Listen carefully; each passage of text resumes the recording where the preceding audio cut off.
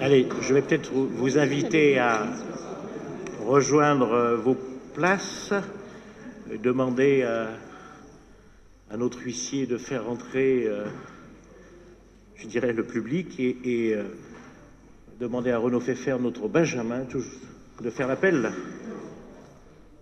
J'ai reçu un pouvoir de Monsieur Dupéré à Madame Publier. Madame Christiane Agara, Madame Pascal Bay, à qui on souhaite une bonne retraite. Ah oui, parce que depuis avant-hier à midi, hier, donc on parlera de tout ça après, Madame, hein, hors compte rendu. Ah bah, 6000 jeunes qui vous ont subi, ça mérite un discours. Madame Muriel Blanc, Monsieur Jean-Jacques Brun, Monsieur Richard Chermette, Madame Colette Darfin.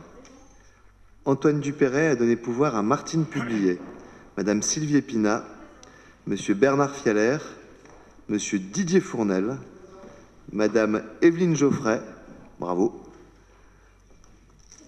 Madame Claude Goy, Madame Christiane Guichère, président, Madame Annick Guinaud, Monsieur Daniel Julien, Madame Christiane Jury, Madame Sheila McCarron, Monsieur Bruno Pellachon, Monsieur Daniel Pommeret, Madame Martine Publier, Monsieur Thomas Ravier, Madame Mireille Simian, Monsieur Michel Thien et Monsieur Daniel Valero. Rome est atteint, nous allons pouvoir ouvrir cette séance. Je voudrais souhaiter la bienvenue au Monsieur Balésio, maire de Saint-Symphorien-d'Ozon, avec une importante délégation que nous garderons bien évidemment toute la matinée à nos côtés, sauf pendant la partie de la commission permanente où il faudra qu'il sorte. Et nous allons passer à l'examen du rapport sur la tablette 1.1, examen de la commission d'éducation, culture, tourisme, et c'est Martine Publier qui va nous parler du musée de Saint-Romain-en-Galles. Merci, Monsieur le Président. Je vous présente dans ce rapport une convention relative au mobilier issu des fouilles de Sainte-Colombe. Alors, comme vous le savez, l'année dernière, il y a eu, à l'occasion d'une construction d'un parc immobilier à Sainte-Colombe, une découverte de 7000 m² de fouilles avec des belles mosaïques sur un quartier sururbain de la ville antique. Le département du Rhône a bien sûr suivi de très près ces découvertes. Et nous souhaitons l'acquisition de ce mobilier qui représente aussi bien des mosaïques que des objets, afin d'enrichir notre collection d'objets archéologiques pour le musée de Saint-Romain-en-Galles. Nous souhaitons également communiquer sur l'importance de ces découvertes qui sont assez exceptionnelles. On a pu le voir lors de la découverte que nous avions de nombreux articles au niveau international et nous allons mettre toute cette découverte en valeur à travers une exposition temporaire. Cette découverte va nous aider également à construire le discours du futur projet scientifique. Donc une grande exposition pour le printemps 2021 puisque nous allons avant restaurer ces mosaïques. Nous engloberons cette découverte dans la refonte du parcours permanent du musée de Saint-Romain-en-Galles. L'État est donc prêt à faire don de l'ensemble du mobilier au musée de Saint-Romain-en-Galles. Nous allons, par l'atelier de restauration qui est au sous-sol du musée, restaurer les mosaïques qui seront pris en charge en interne. Et puis les peintures murales, le métal, le verre et la céramique seront faits dans des ateliers spécialisés. L'obligation est de présenter en commission régionale de restauration nos propositions de restauration. Le taux d'aide de la part de l'État sera un maximum de 25% et 25% de la part de la région. Il vous est donc proposé de bien vouloir approuver cette convention. Est-ce qu'il y a des interventions sur ce dossier? Moi, j'ai visité le chantier de fouilles avec le préfet de l'époque. C'est un chantier absolument impressionnant. Vous avez l'inventaire là qui est ici sur le document qui vous est présenté. Et une fois de plus, c'est le département, c'est le musée Saint-Romain qui récupère ces œuvres. Ça montre la qualité, la technicité de nos agents qui s'exportent aujourd'hui dans le monde entier, puisque je vous signale que a été inauguré il y a quelques jours le musée d'Abu Dhabi, et dont une partie des œuvres qui sont exposées ont été faites par les agents du département. Voilà, je trouve que c'est à côté de ça, on aura certainement le fameux Dieu Océan qui a été racheté par la ville de Vienne, qui va y venir en restauration, qui est une œuvre aussi majeure.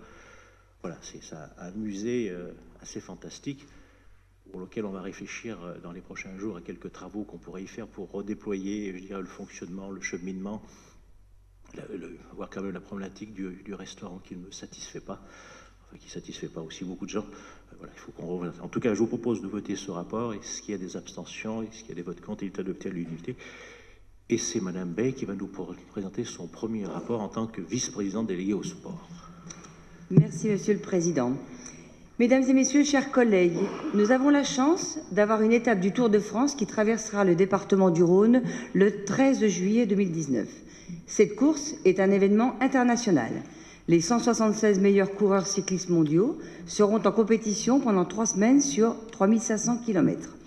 Cette 8e étape, qui est longue de 199 km, entre Mâcon et Saint-Étienne, empruntera environ 150 km de route du Rhône. 31 communes seront traversées dans 6 cantons du Rhône, le canton de Belleville, Glazé, Tarare, Bois-d'Oing, l'Arbrel et Vaugneray. Cette étape est classée étape de montagne avec 5 cols franchis et par conséquent, la course sera diffusée intégralement en direct. En plus, cette étape aura lieu un samedi, ce qui promet un public très nombreux. 300 000 spectateurs seront attendus, dont certains dès la veille, ce qui sera source de retombées économiques importantes pour notre territoire.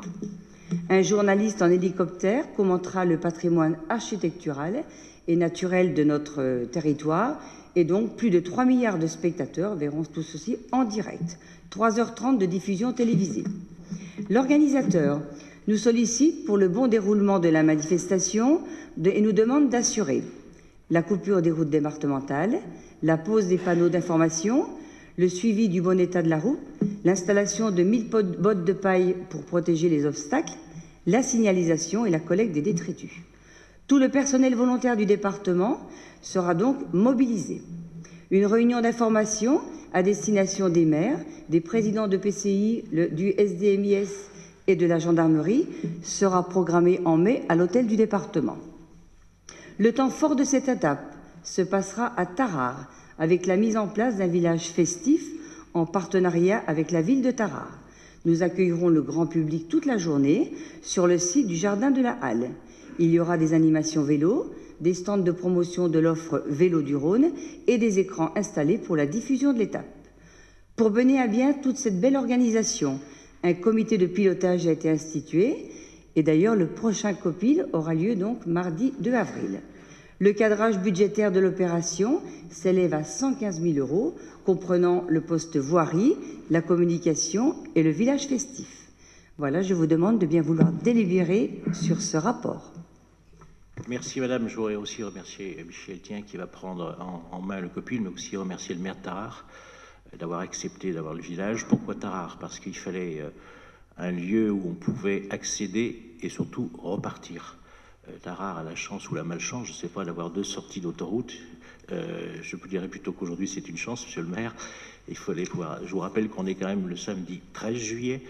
Nous sommes dans des flux autoroutiers, routiers extrêmement importants, qu'il faut garder aussi des équipes sur les terrains, notamment pour la problématique des autoroutes, parce que souvent à cette époque-ci, on est obligé de mettre les déviations en place à la charge du département. Donc c'est toute une organisation, c'est plus d'une centaine d'agents qui seront mis à contribution un samedi. Ça veut dire aussi les heures supplémentaires.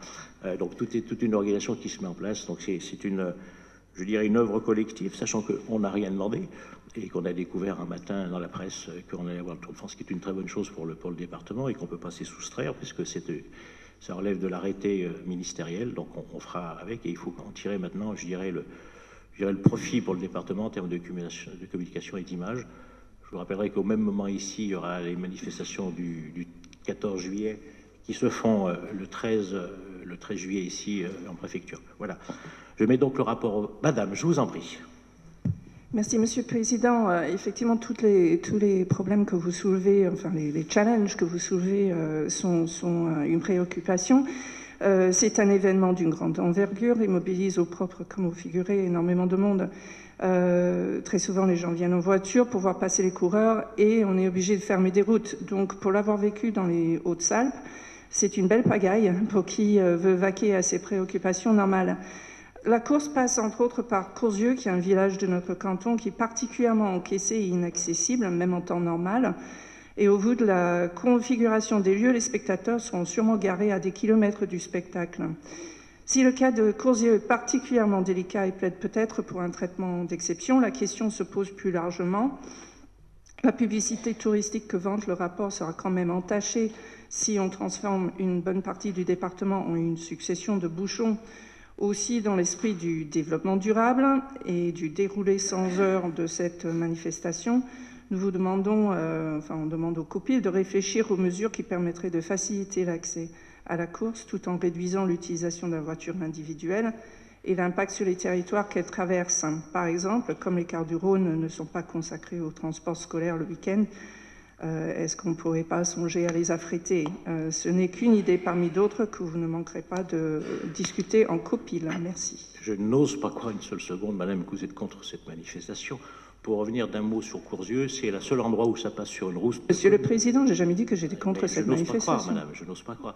Pour la partie de Courzieux dont vous parlez, c'est, je crois, la seule partie où ça passe sur des routes communales. Donc, dans la partie Courzieux, Saint-Genis-l'Argentière, de mémoire. Mais je suis absolument sûr de ce que je dis. Mettre les cars à disposition, je ne suis pas sûr que ce soit pas une fausse bonne idée, parce que ça accentuera, je dirais, et que les gens qui regardent le Tour de France, soit ce sont des gens qui suivent le Tour de France dans son intégralité d'étape en étape et qui ont leur camping-car, ou soit ce sont les gens locaux. Alors, les transporter de quel point à quel point, je ne voudrais pas que la mairie de Tarare se retrouve sans spectateurs. Si on les transportait ailleurs, ils ne seraient pas à Tarare. Donc je crois qu'il faut laisser chacun aller là où il le peut, là où il a envie. Je reconnais que c'est pas simple, et c'est du reste pour ça qu'on n'a pas fait le village comme ça avait été imaginé dans un premier temps à Saint-Laurent-de-Chémousset, parce qu'on pouvait ni accéder ni en sortir. C'est vrai que c'est complexe, que les routes sont coupées 3 heures en aval le matin et l'après-midi, et qu'il y a une première partie qui se passe, ce qu'on appelle la caravane, et après il y a le truc, c'est très éphémère, hein, ça va très vite, mais c'est une journée globalement où les routes sont coupées. Je le redis, c'est le week-end du 14 juillet, avec un flux, je dirais, international dans le département. Il faut faire avec. Moi, j'ai découvert ça un matin dans la presse, et c'est comme ça. Voilà. Alors, mettre les bus du département, dont on appuie la gestion entre nous, je crois bien, ça serait un coût supplémentaire. C'est pas 115 000 € qu'il faudrait prévoir, ça serait, à mon avis, 2 fois plus.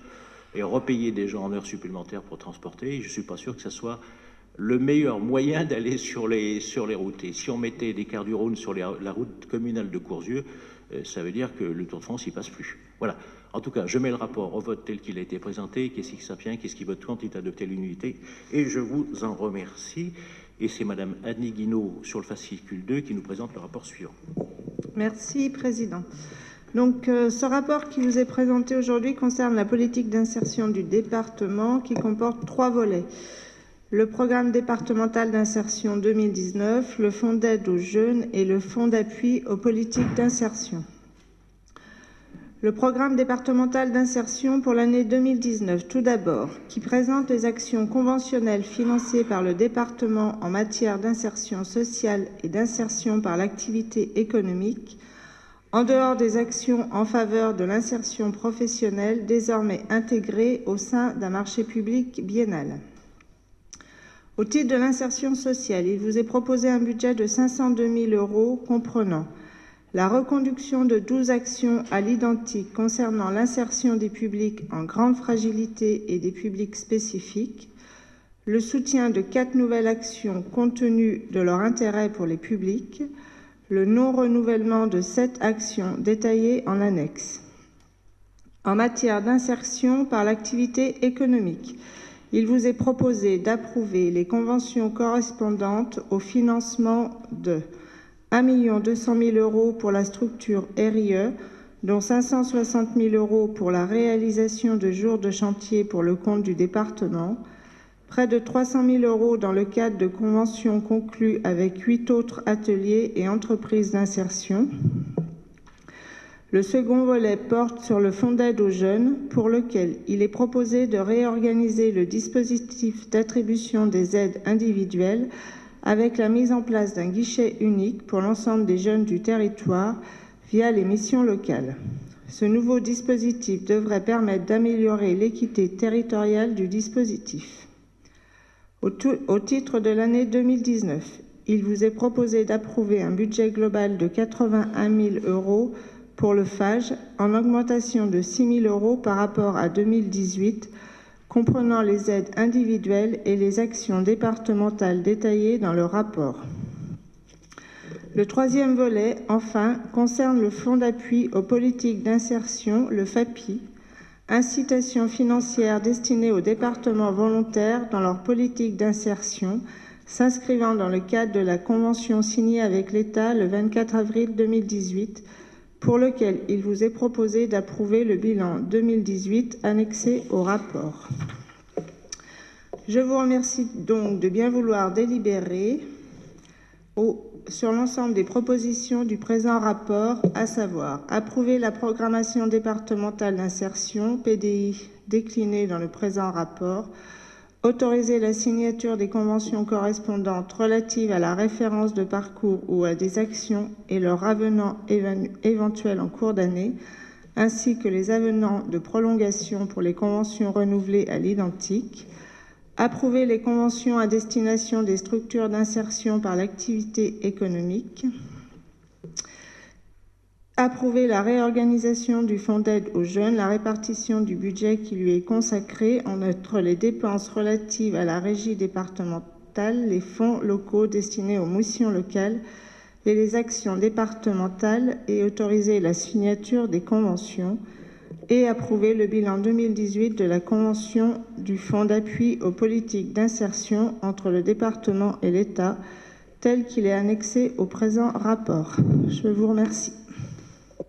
Merci. Est-ce qu'il y a des interventions? Monsieur le Premier vice-président. Je pense que ce rapport, il marque l'implication qu'a le département pour aider nos concitoyens les plus fragiles, voilà, et les bénéficiaires du RSA. C'est un travail de longue haleine, démarré dès notre première séance du conseil départemental qui avait eu lieu à Saint-Mamère, qui maintenant s'appelle De Graunes, c'est ça? Ouais.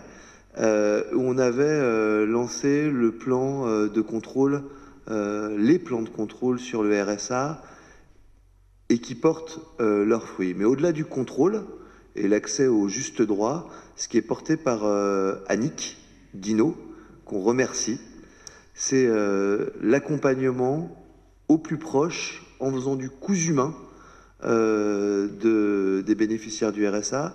Et on voit que, alors qu'il y a nombre de départements qui, vu les restrictions budgétaires qui nous sont imposées par l'État lui-même qui a abandonné une grande partie des contrats aidés, eh ben nous, on poursuit une dynamique d'accompagnement de ces publics en visant l'insertion par l'activité économique, en demandant à nos partenaires et à ceux qui sont en fait et nos partenaires, mais aussi nos prestataires, non plus une obligation de moyens mise en œuvre, mais on leur demande maintenant une obligation de résultat, et on pourra évaluer chaque année la pertinence des actions qu'on mène pour notre politique d'insertion. Et notre dynamique, elle est récompensée parce que l'État vient abonder, dans le cadre du FAPI, le fait que le département fournisse un effort particulier pour accompagner les publics bénéficiaires du RSA. On a parlé d'RIE, où on espère que les territoires vont se mobiliser à fond parce que la structure a changé, a été reprise. On a contribué d'ailleurs au maintien de cette structure. Maintenant, c'est aux territoires à la fois de se rendre compte qu'ils ont un intérêt à embaucher, à passer par RIE pour des travaux sur nos sentiers, sur nos cours d'eau, sur la propreté, parce qu'à la fois, on permet à des publics en insertion de retrouver le chemin de l'activité, et à la fois, on arrive à résoudre des difficultés qui nous sont propres, notamment pour les maires, les présidents de communautés de communes, les présidents de syndicats, sur l'entretien de nos espaces publics, de nos espaces verts, de nos sentiers de randonnée. Et le département lui-même prend sa part belle dans le financement de RIE, comme on le voit dans ce qui nous est présenté aujourd'hui.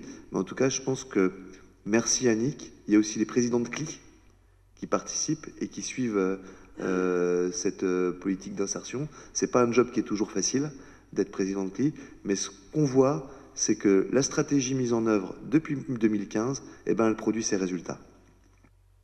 Ce sujet, on a entrepris avec plusieurs vice-présidents la tournée des comités de communes, et on fera aussi les comités d'agglomération pour présenter la nouvelle politique et je dirais la vision avec RIE du département. On sera la semaine prochaine à la COR, le 4 avril, à Cublise, c'est ça. Et on fait Anse aussi en début de semaine, et ça me permet, on avait, dans la version d'avant, on faisait venir les présidents de comités de communes pour une réunion de travail, et on a pensé que c'était plus logique, plus simple de faire une réunion avec l'ensemble des acteurs des comités de communes. Et c'est vrai que c'est intéressant parce qu'on voit le fonctionnement qui est complètement différent des comités de communes, la vision des élus des territoires qui est complètement différente, et l'approche territoriale qu'ils ont qui est complètement différente. Je vous ferai mon retour personnel les 13 à la fin, parce qu'il y a... je sais qu'en ce moment, les législateurs travaillent sur ce que pourrait être une redéfinition des actes territoriaux. Il y a peut-être là un petit travail à faire sur certaines collectivités. Je mets donc le rapport aux voix. Qui s'abstient, qui vote contre, il est adopté à l'unanimité. Je redonne la parole à Renaud Pfeffer pour le rapport suivant, fascicule 2, toujours tablette 3.1 sur le CAUE. Oui, alors très rapide parce qu'on a une convention qui nous lie au CAUE, enfin qui lie le CAUE, la métropole de Lyon et le département. C'est la contribution du département de 510 000 euros au CAUE. Donc il s'agit d'affecter une fraction du taux de la taxe d'aménagement au CAUE. Vous avez tous les détails dans le rapport, et Christiane Agara suit de très près en tant que vice-présidente le dossier du CAUE. Si est-ce qu'il y a des interventions, pas d'intervention, je mets le rapport au vote, pas d'abstention, pas de vote contre, il est adopté à l'unanimité. Je présente le rapport 3.2 de la tablette. C'est des désignations dans des organismes extérieurs ou des recalages, notamment la commission qui suivra les élections européennes. Bien évidemment, c'est des désignations qui n'ont, je dirais, que le facteur temporel, que le temps de l'élection. Ça a été vu en conférence des présidents, il n'y a pas de sujet là-dessus. Donc je le mets au vote, je le mets aux voix, pas d'abstention, pas de vote contre, il est adopté à l'unanimité. Et je passe la parole pour la partie conséquente de cette séance publique, ce qui touche, je dirais, à nos finances. Madame Agara, vous avez la parole sur le rapport 3.2 sur les reprises anticipées. Oui, merci Monsieur le Président. Vous savez que cette reprise anticipée des résultats de l'année antérieure dans les budgets primitifs qui se préparent est une faculté qui est laissée aux collectivités territoriales. Pour notre collectivité, et nous allons le voir tout de suite dans le budget primitif 2019, c'est une possibilité essentielle pour assurer l'équilibre de notre budget. Alors, comme l'an passé, il vous est donc proposé de retenir cette possibilité pour le budget primitif 2019.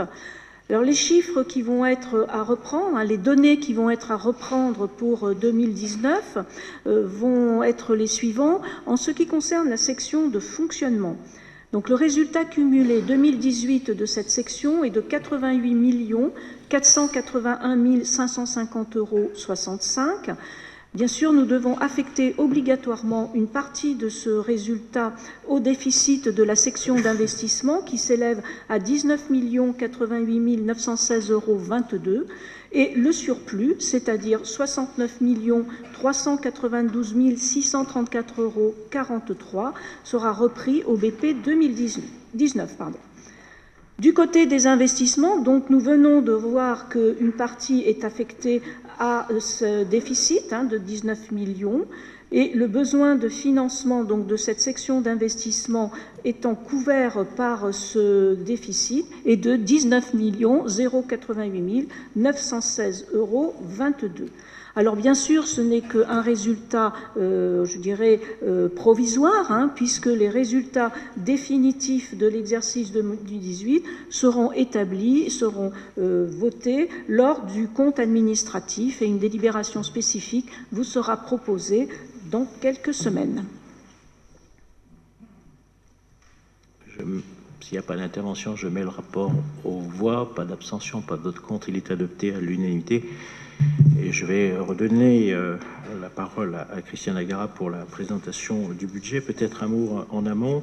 C'est notre 4e budget de notre mandat, donc c'est un budget qui a nécessité, comme tous les autres, beaucoup de temps de préparation. Je voudrais remercier tous ceux qui ont contribué, bien sûr, Christiane Agara qui va nous le présenter, mais Renaud Pfeffer dans sa délégation de vice-président aux finances, mais tous les collègues qui ont été auditionnés, qui ont apporté leur contribution à l'effort qui nous est demandé, dans la vision de zéro impôt nouveau, ce qui sera notre fil conducteur jusqu'à la fin du mandat, avec aussi faire en sorte de pouvoir mener à bien nos souhaits, avec une diminution, je dirais, des soutiens de l'État, le pacte financier qui nous impacte, et la vision que nous devrons avoir sur des décisions lourdes en termes de routes.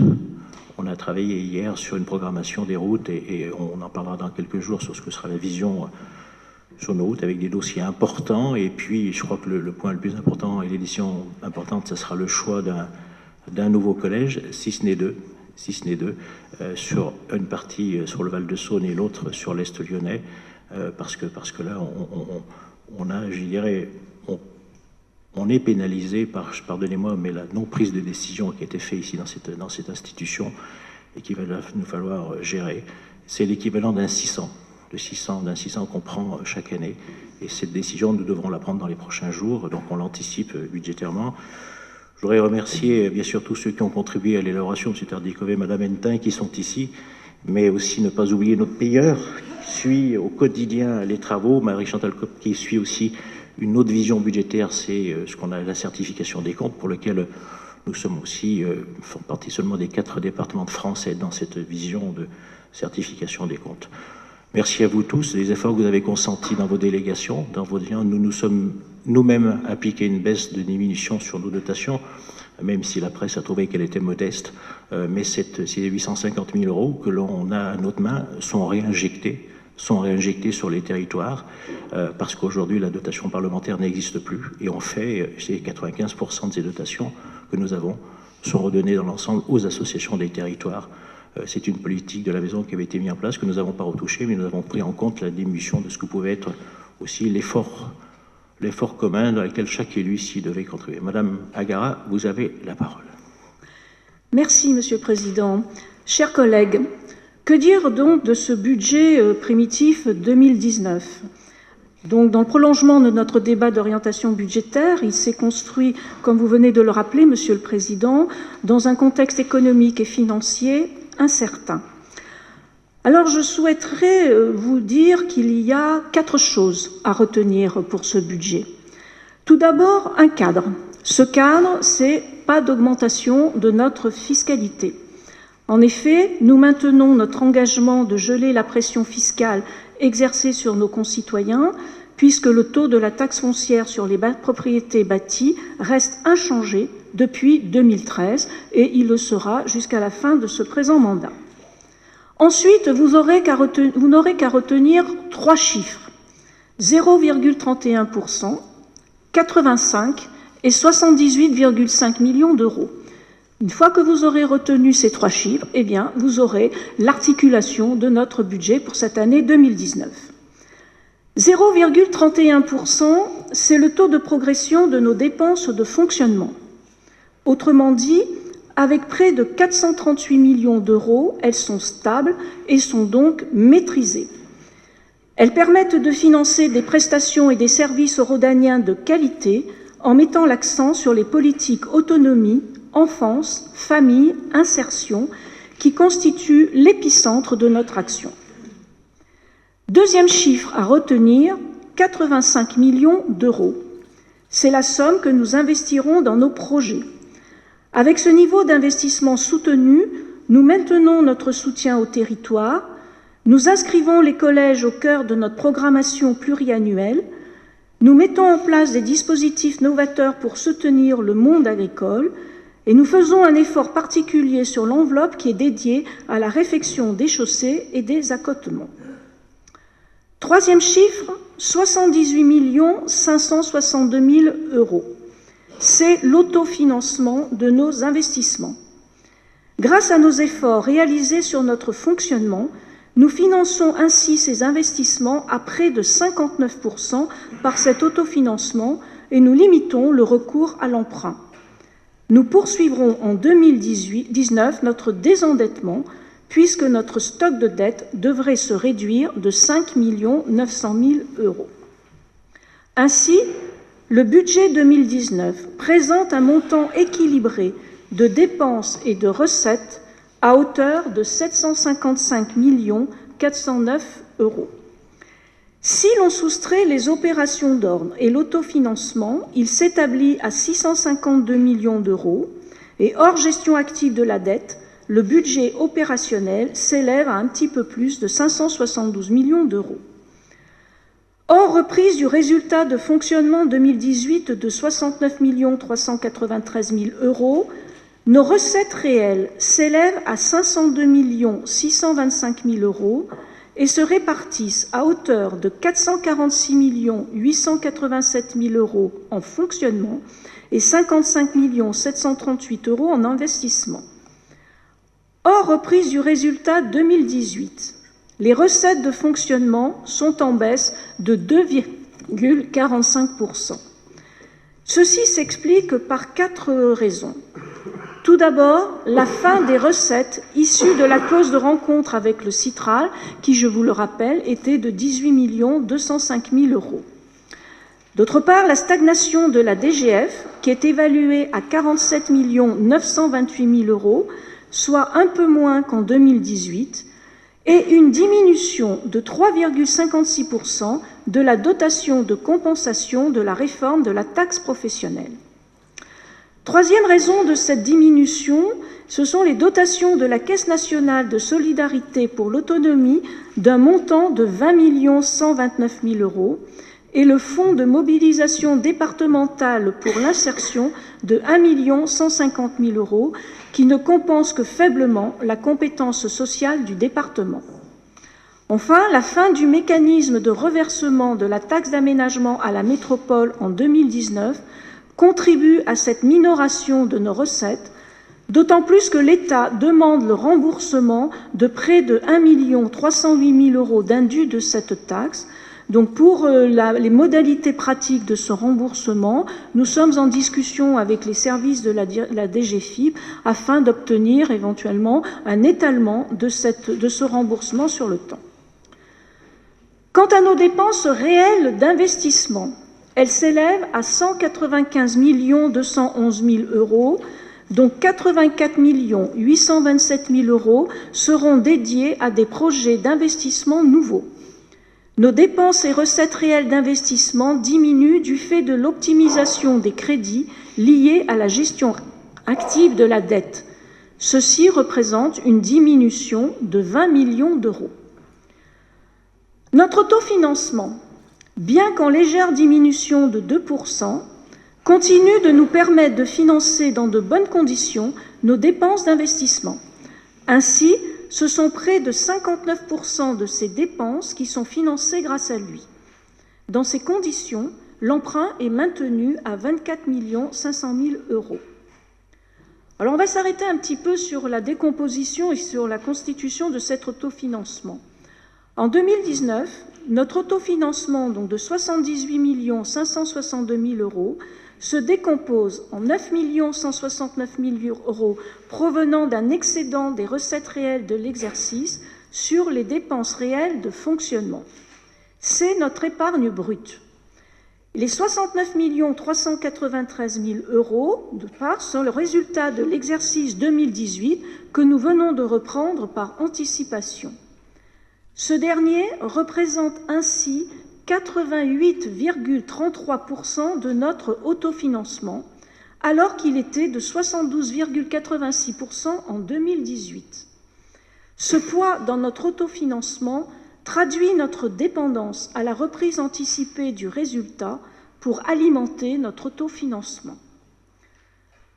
Nos recettes réelles de fonctionnement d'un montant de 446 887 000 euros, hors solde antérieur reporté, sont en diminution de 2,45%.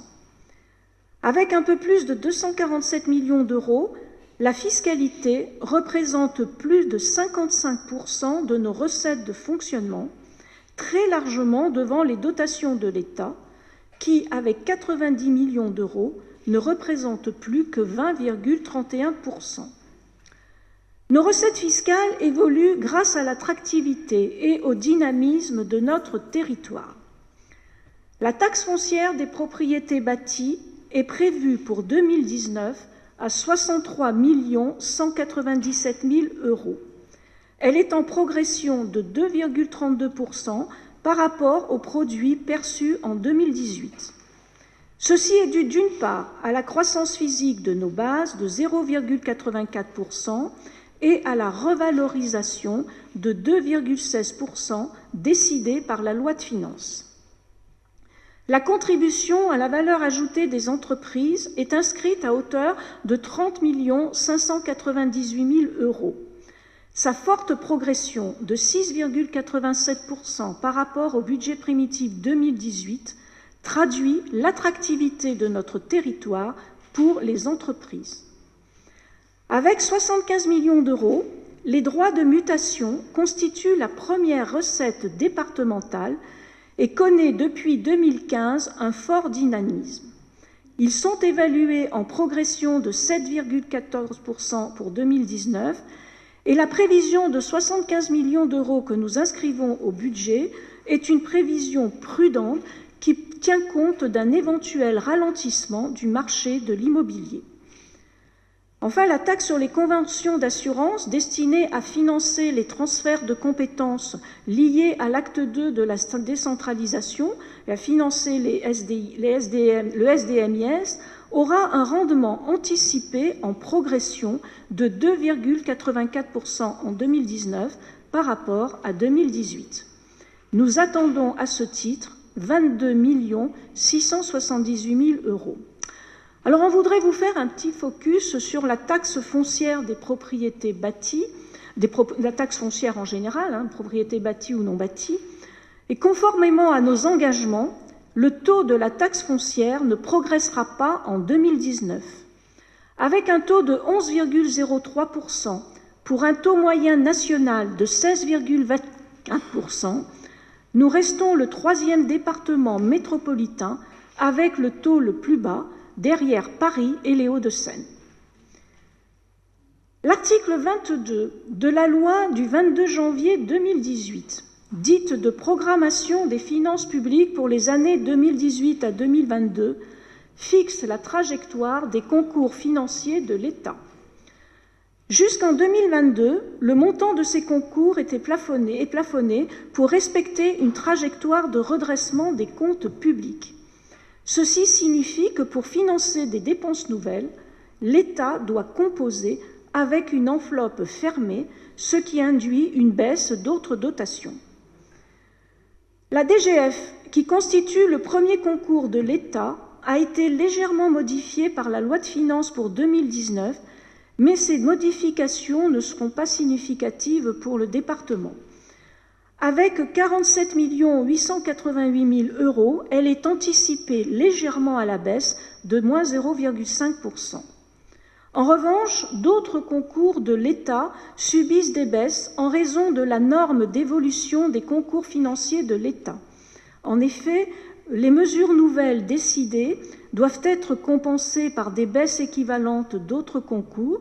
C'est le cas de la dotation de compensation de la taxe professionnelle qui, inscrite au BP 2019 pour 9 410 000 euros, sera en baisse de 3,56%.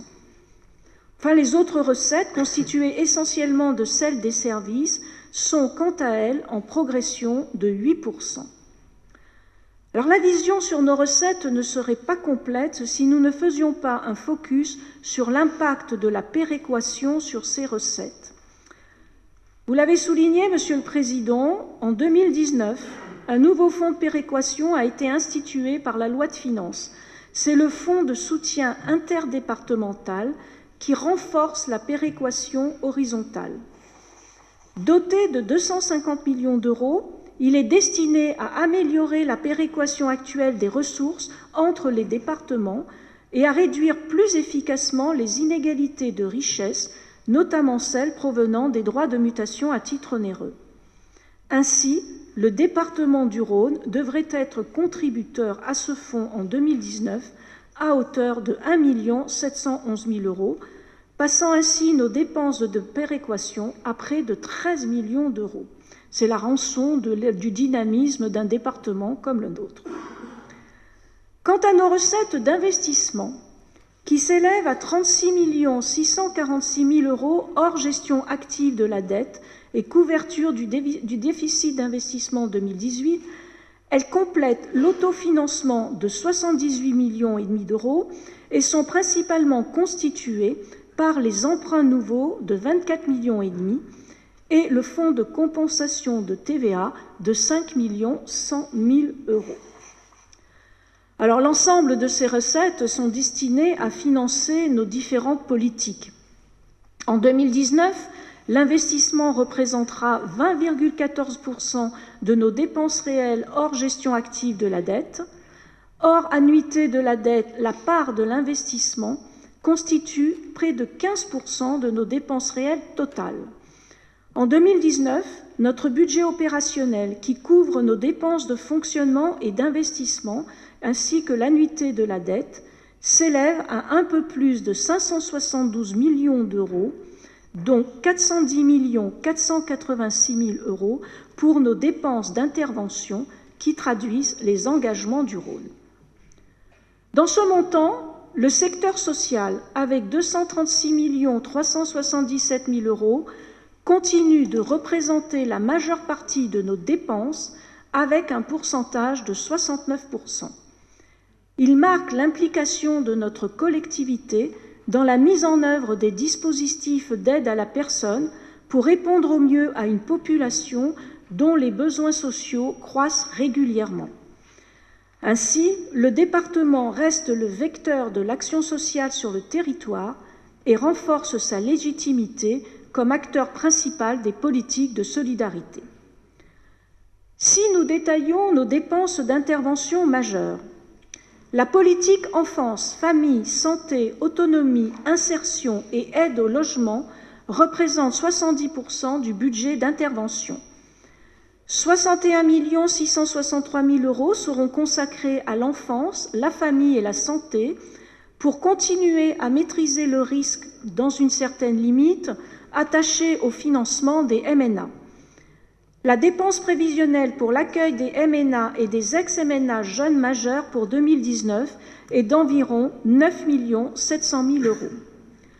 Deuxième objectif, c'est pallier la diminution importante du nombre d'assistants familiaux que nous essayons de contrebalancer par le développement du placement externalisé. Enfin, troisième objectif de cette politique consacrée à l'enfance et à la famille, c'est soutenir les établissements de l'aide sociale à l'enfance dans leurs travaux de rénovation avec une ligne de 500 000 euros.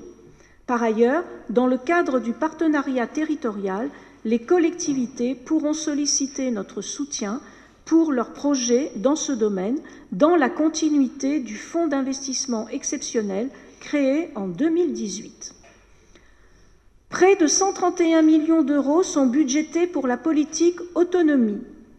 2019 sera une année charnière dans le renouvellement d'un partenariat engagé et responsable avec les structures pour personnes handicapées.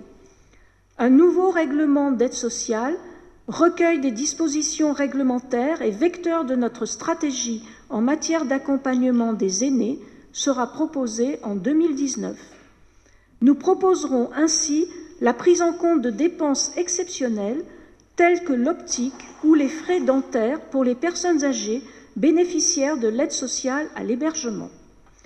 Après un an de fonctionnement, nous évaluerons et nous poursuivrons le contrat de partenariat signé avec les services d'aide à domicile. Pour 2019, les enjeux de la politique d'insertion sont doubles. Maîtriser la dépense RSA, notamment à travers le plan de contrôle. Il est à noter que malgré toutes les actions conduites pour maîtriser le nombre de bénéficiaires du RSA, cette dépense ne cesse d'augmenter. Elle a augmenté de 1 million d'euros entre 2017 et 2018, et pour 2019, il est proposé une augmentation de 1 million d'euros. Deuxième enjeu de cette politique est le renforcement du volet insertion professionnelle du plan départemental d'insertion, avec la mise en place d'un accompagnement beaucoup plus dynamique des bénéficiaires dans leur parcours d'insertion, en leur proposant de façon systématique des offres d'emploi correspondant à leur profil et susceptibles de les faire sortir durablement du RSA. Quant aux enjeux de la politique d'aide au logement, ils sont triples. Développer le volet préventif du FSL, assurer une continuité de la prise en charge du volet accès du FSL, qui est désormais confié à l'UDAF 69, et poursuivre le développement des baux glissants sur le territoire. En matière de soutien et de promotion du sport, les enjeux 2019 sont d'achever et promouvoir le PDIPR, de développer le sport de nature, de soutenir le monde sportif à long terme en conventionnant avec les comités et les clubs et par le biais d'événements sportifs tels que Sport en Fête, le Trophée des As, le Ronde d'Or. C'est au total 682 000 € qui sont affectés au sport. Quant au soutien à la vie associative rhodanienne, il s'articule autour de deux axes. L'amélioration de l'accompagnement des associations via l'espace associatif du Rhône et le soutien que nous leur apportons par le versement de subventions d'aide au fonctionnement. 712 800 € leur seront consacrés. Les grands enjeux de la politique culture pour 2019 s'articulent autour de la continuation de la mise en œuvre du schéma départemental d'éducation culturelle et d'enseignement artistique, du développement de partenariats de coopération culturelle avec tous les EPCI du territoire, de la mise en service de la nouvelle médiathèque départementale de Chaponneau et la mise en œuvre du nouveau projet d'établissement de lecture publique, du travail sur l'identité et le rayonnement du musée site gallo-romain de Saint-Romain-en-Galles avec son atelier de restauration de mosaïques et tout ce que nous venons d'adopter précédemment. Au total, 5 500 000 € sont affectés à notre politique culturelle. Désormais conduite en régie, la politique touristique du département prévoit, à travers des missions d'organisation ou de participation à des manifestations touristiques, de faire rayonner les différentes actions du département, d'accompagner les acteurs et partenaires touristiques et de développer des labels et des innovations technologiques. Les dépenses sont proposées à hauteur de 284 000 €. L'entretien et le fonctionnement des 33 collèges publics et le subventionnement des 18 collèges privés répartis sur notre territoire sont une de nos priorités. Ces collèges accueillent près de 26 700 élèves. Compte tenu de l'attrait de notre territoire, nous constatons une évolution démographique plus que dynamique. À la rentrée scolaire 2018, nous avons accueilli 500 élèves supplémentaires, ce qui correspond à l'équivalent d'un nouveau collège. Ceci nous conduit en 2019 à poursuivre nos travaux de rénovation-restructuration dans les collèges Jean Zay à Brignais, Pierre de Ronsard à Mornan et Val d'Ardière à Beaujeu, totalisant un investissement de 5 909 000 €. Ces projets arriveront à terme en 2019. En outre, nous commencerons l'extension de la demi-pension du collège Le Prince Ringuet à Genasse et nous démarrerons les études de maîtrise d'œuvre pour l'agrandissement du CDI et l'optimisation de la mezzanine du collège Jacques-Cœur à Lantilly.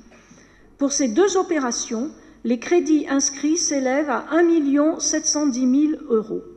Enfin, nous rembourserons 1 300 000 € à la région Auvergne-Rhône-Alpes pour les travaux qu'elle a réalisés pour notre compte dans la cité scolaire Claude Bernard à Villefranche. Mais cette évolution démographique nous conduit à réfléchir sur le dimensionnement de nos bâtiments. Après avoir travaillé sur la sectorisation, la restructuration et l'agrandissement de l'existant, une évidence se fait jour. La nécessité de construire un nouveau collège dans les toutes prochaines années. Ceci rend obligatoire la réflexion sur notre plan pluriannuel d'investissement afin qu'ensemble et collectivement, nous décidions des priorités et de leur ordre, car tout ce qui est déjà inscrit dans notre PPI ne supportera pas cette nouvelle obligation. En d'autres termes, certains projets devront être écartés ou tout au moins redimensionnés. Un travail sur cette PPI vous sera proposé d'ici la fin du premier semestre et nous trancherons ensemble sur ce qui sera notre politique d'investissement dans l'avenir. Autre enjeu de la politique collège pour 2019, c'est l'élaboration et la mise en œuvre d'un plan numérique éducatif départemental suite à l'arrêt par l'État de ce dispositif. Enfin, nous élaborerons une programmation pluriannuelle de remplacement des équipements de restauration scolaire. La politique mobilité est aujourd'hui recentrée principalement sur son aspect voirie. Nos investissements sont budgétés à hauteur de 8 935 000 € et un effort particulier sera fait pour l'entretien de notre réseau routier avec une enveloppe de près de 9 800 000 €, dont 2,6 millions pour la réfection des chaussées afin d'assurer la sécurité des usagers. L'aménagement du carrefour des 7 chemins réalisé sur les communes d'Orliena, Vourles et Brignais constituera la principale opération réalisée en 2019 et s'élève à environ 1 million d'euros. La mobilité, c'est également permettre aux 460 enfants souffrant de handicap d'être transportés vers leur établissement scolaire. En 2019, cela représente un budget de 3 164 000 €. Je vous rappelle que la compétence transport transférée en 2017 à la région a donné lieu à une attribution de compensation de 17 243 000 €. En 2019, les enjeux de la politique développement des territoires se concentrent sur 3 points. Le soutien au monde agricole, exploitants et partenaires, grâce notamment au programme de développement rural, avec une enveloppe de 800 000 €, et à travers le déploiement d'un dispositif de protection contre la grêle, avec une subvention totale de 300 000 €, dont 200 000 € seront versés en 2019. L'aide aux agriculteurs, en instaurant un plan sécheresse départemental doté de 200 000 € de crédit. Et enfin, ce développement des territoires se traduira par le maintien du soutien apporté à la production de logements sociaux à travers notre participation à l'OPAC. En 2016, le Rhône a réaffirmé sa volonté d'aider les collectivités territoriales au titre de la solidarité territoriale. Cela se traduit par la mise en place d'une démarche annualisée sous la forme d'appels à projets. En 2019, malgré des contraintes budgétaires toujours présentes, nous continuerons cette aide en lançant le 4e appel à projets et le département reste ainsi le premier partenaire financier des communes et des EPCI.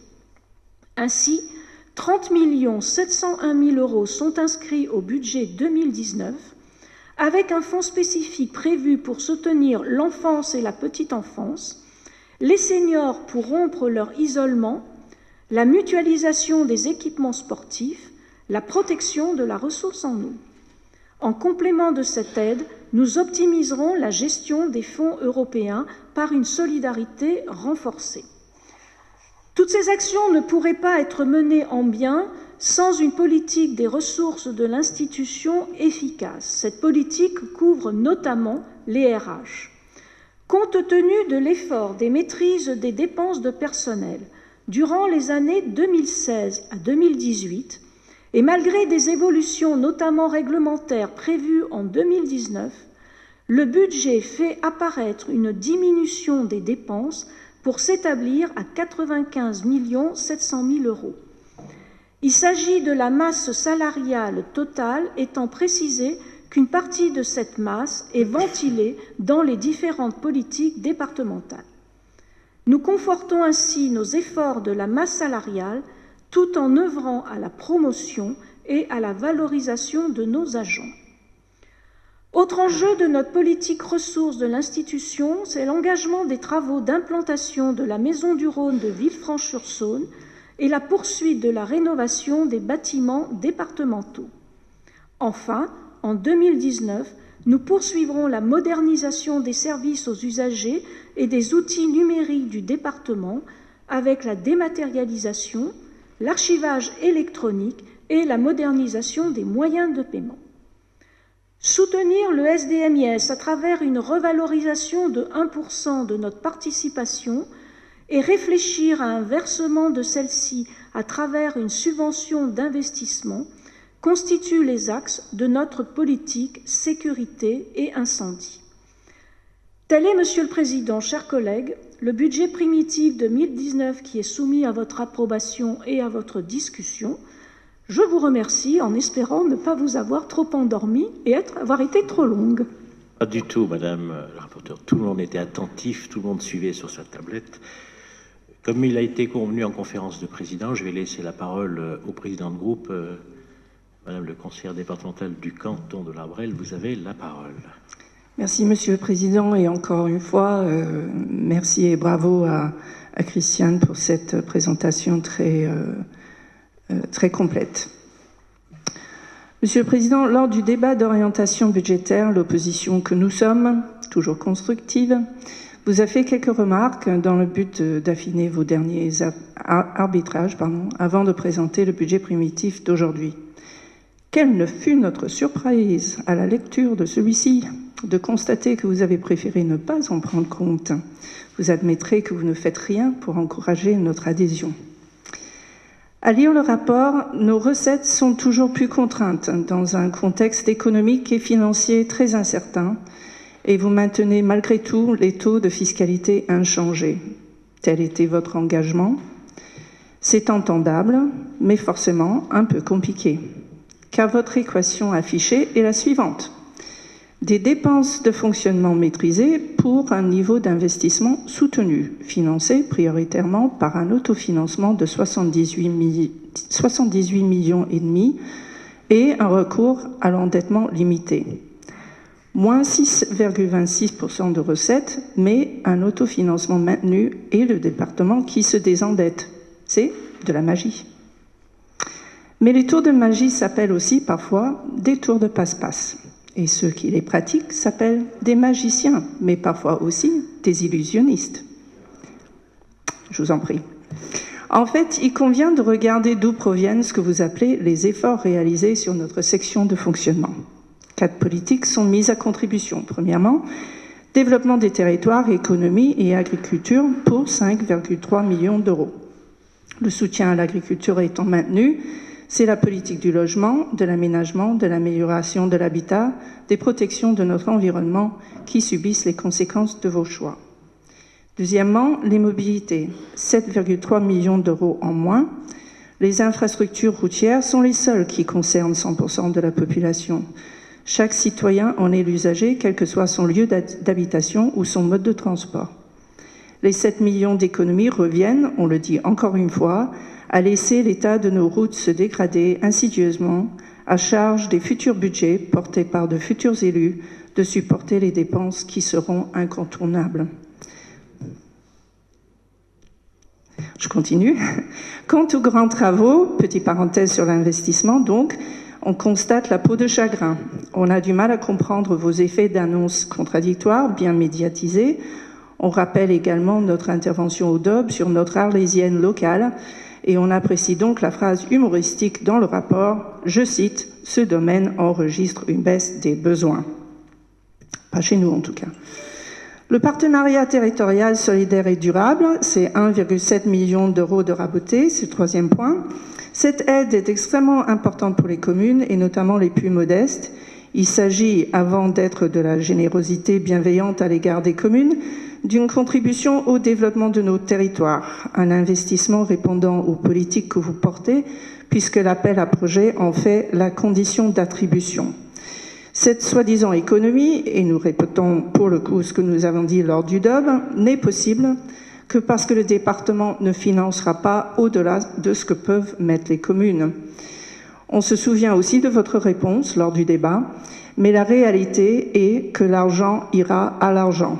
Les communes qui peuvent se payer un pourcentage élevé du projet se feront bien aider, et celles qui, pour des raisons souvent indépendantes de leur volonté, n'ont pas ou peu la possibilité de s'engager, se feront moins aider. Ainsi, loin de jouer le rôle de péréquation affiché, ce dispositif commence à ressembler davantage à un outil de fracture territoriale. Quatrièmement, et on garde le meilleur, en tout cas le plus gros pour la fin, les ressources de l'institution.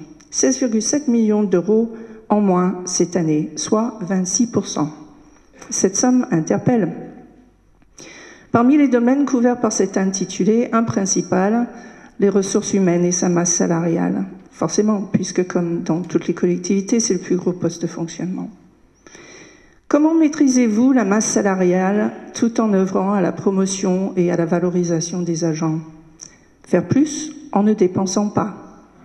En matière de ressources humaines, les solutions ne sont pas illimitées. Elles sont généralement peu favorables aux conditions de travail et au bien-être des agents. Des départs à la retraite non remplacés sans doute, les effets de la restructuration, ce qui oblige les agents à se déplacer davantage. Sur papier, il y a peut-être une économie, mais nous pensons qu'il serait plus intéressant pour l'agent de consacrer son temps à son cœur de métier qu'à sillonner les routes dégradées du département pour atteindre un public qui ne peut pas se rendre à tel ou tel vestige éloigné du service public en milieu rural. Pour conclure, si vous voulez gérer la collectivité comme une entreprise, vous avez tout bon. Mais attention, il nous incombe donc de penser le budget en termes de services rendus et non comme un bilan comptable.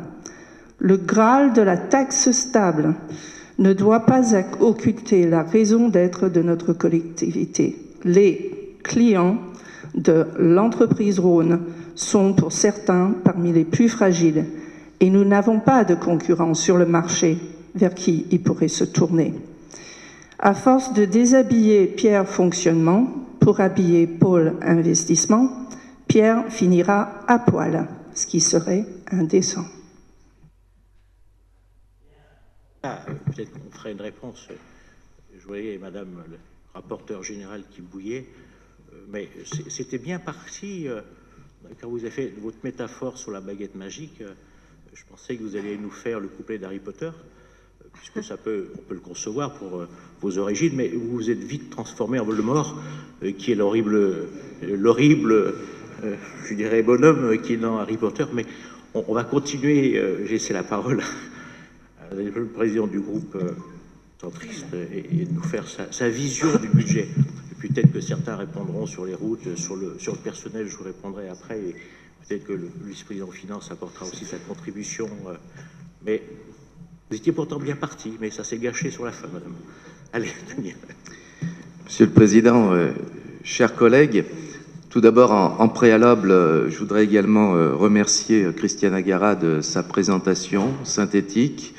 On l'a déjà apprécié en commission des finances et j'ai même eu des demandes, si cela est possible, pour que le PowerPoint qui a accompagné sa présentation puisse être disponible, puisqu'il est encore plus synthétique et parlant que le rapport, qui lui, bien sûr, était beaucoup plus complet.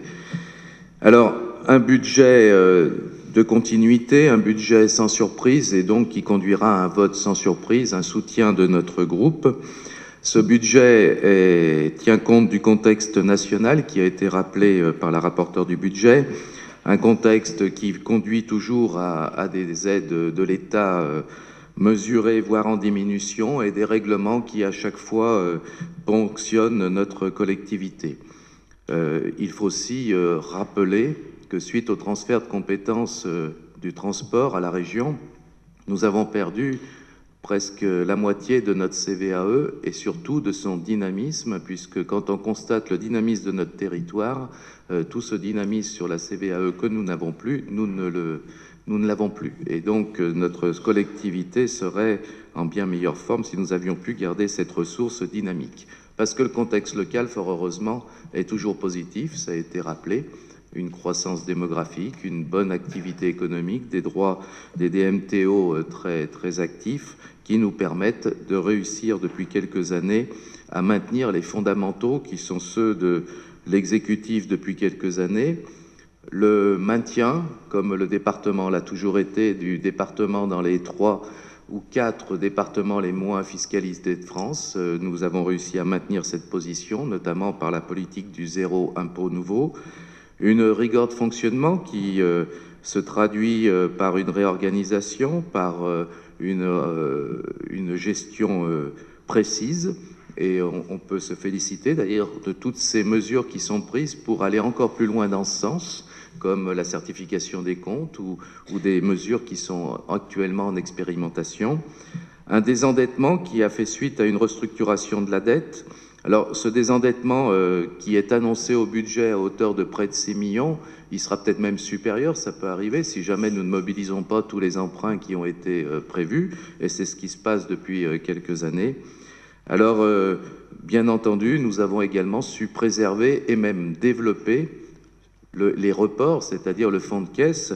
Quand en 2015, nous avions un report de 46 millions qui venait de l'ancien département, nous en avons aujourd'hui un de 69 millions qui revient de l'exercice 2018. Et nous ne pouvons que nous féliciter de cette gestion qui a réussi à améliorer ces reports que nous avions retrouvés en arrivant et qui aujourd'hui sont supérieurs de près de 50%. Alors si on parle du fonctionnement, 572 millions d'euros opérationnel, de budget opérationnel, on peut se satisfaire que toutes nos politiques obligatoires sont assumées. Elles sont assumées avec qualité, parfois subies, parfois voulues. Les MNA, le président que vous êtes en parle souvent, mais il y a également des politiques que nous menons en matière de personnes âgées, de dépendance, en matière de personnes souffrant d'un handicap, en matière d'enfance, qui sont des politiques que nous assumons et qui sont budgétées.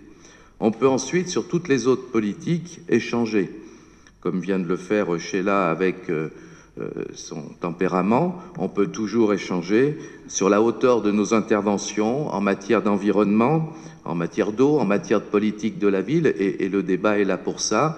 Nous pouvons également parfois préférer tel type d'engagement ici ou là en fonctionnement dans les dépenses qui ne sont pas obligatoires et qui reflètent une politique de notre département.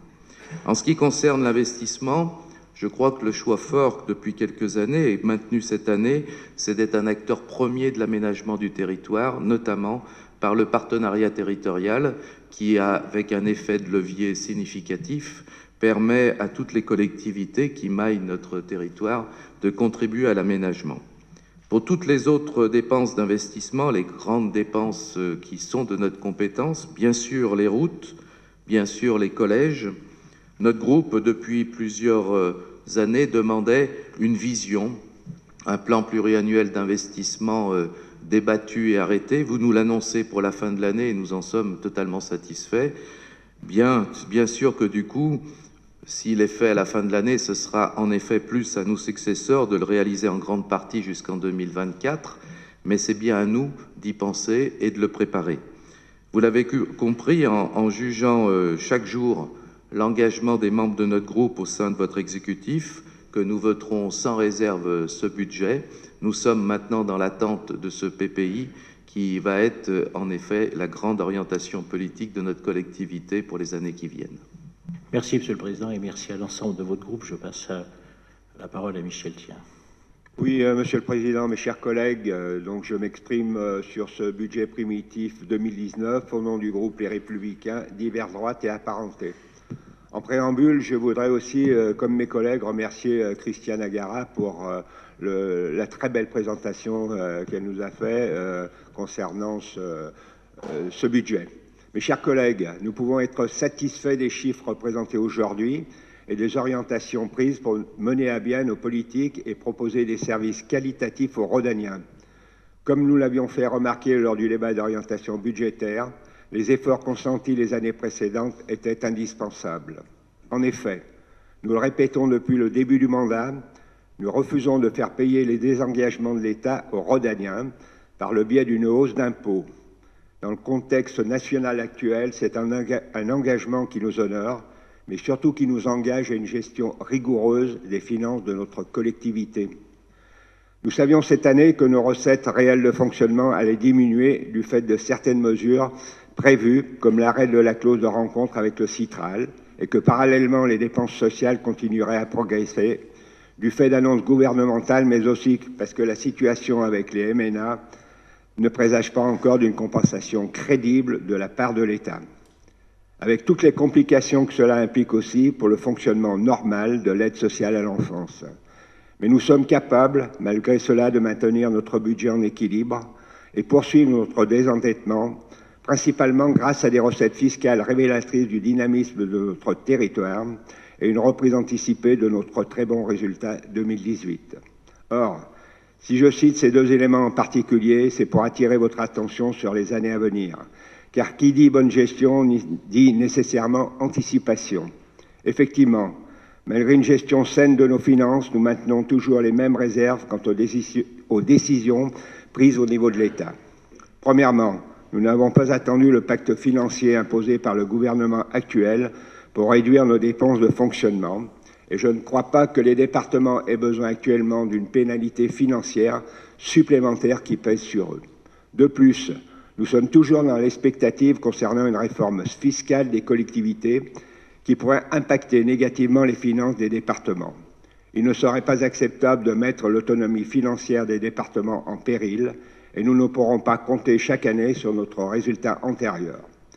Nous ne pouvons qu'espérer que l'État agira de façon plus responsable dans les mois à venir, que lorsqu'il a décidé d'annuler l'accord avec une meilleure compensation des allocations individuelles de solidarité.